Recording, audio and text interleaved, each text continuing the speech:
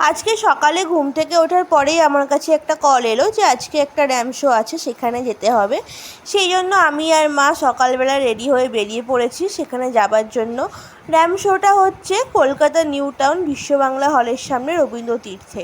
তাই জন্য আমি আর মা দুজনে মিলে বাসে উঠে পড়েছি। বাসে করে এখন আমরা যাব নিউ টাউনে।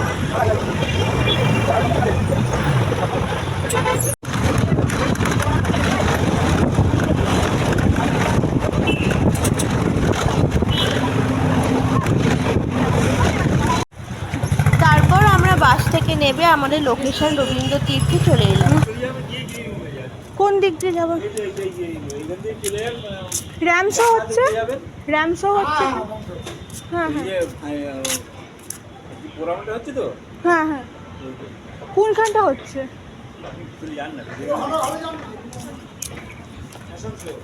হ্যাঁ হ্যাঁ, ভিআইপি এই অডিটোরিয়াম। পরে ছবি তুলব।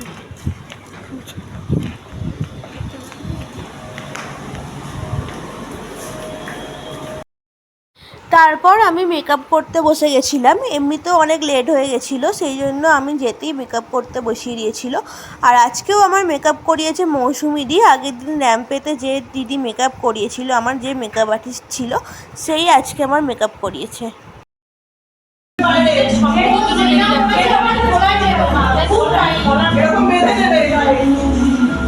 এবার কোন সাজা করেছি? মঙ্গলবার আবার একটা করে সাজানো আছে, তাই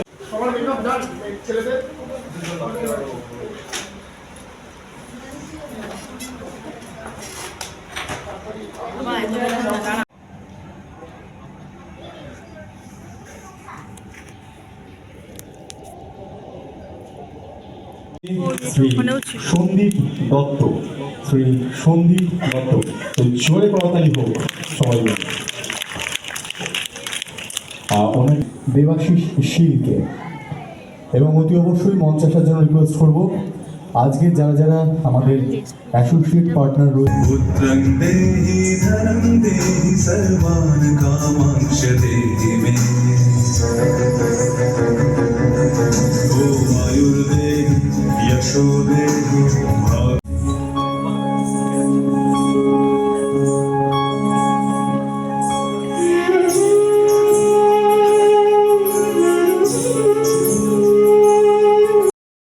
তাও এই দেখো, এই হচ্ছে আমার ফুল লুক। আজকে আমার দুটো লুক আছে, একটা ওয়েস্টার্ন আর একটা ট্রেডিশনাল। ট্রেডিশনাল লুকে প্রথমে আমাকে শোটা করতে হচ্ছে লেহেঙ্গা পরে, এবং তারপর ওয়েস্টার্ন লুকসে শোটা করতে হবে।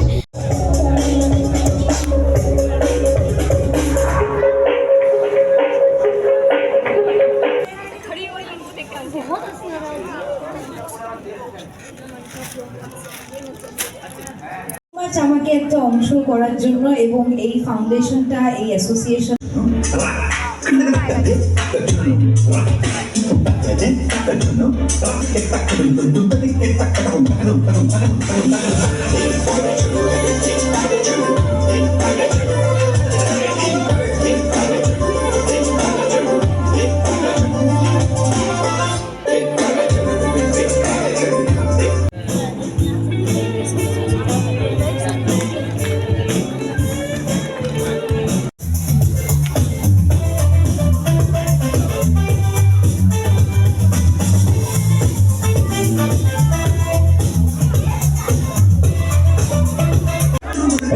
Summer collection show stopper Roshni Nayak, একটু জোরে আপনাদের সবাই মিলে।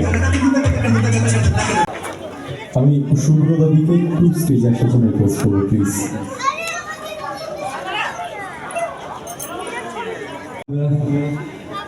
দিব্যজ্যোতির হাতে তুলে দেবো বেস্ট অ্যাক্টর ফর অনুরাগের ছোঁয়া।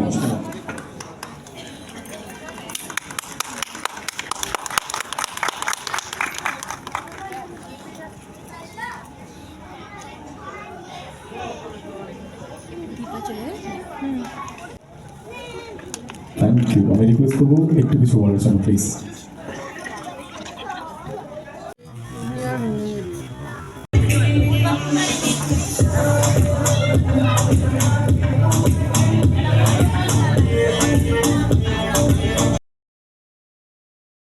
আজকের শোটা শেষ হতে অনেক টাইম লেগে গেছিলো, সেই কারণে আমার শো শেষ হওয়ার পরেই আমি আর মা দুজনে মিলে বেরিয়ে পড়েছিলাম, কারণ আমরা বাস পাবো না।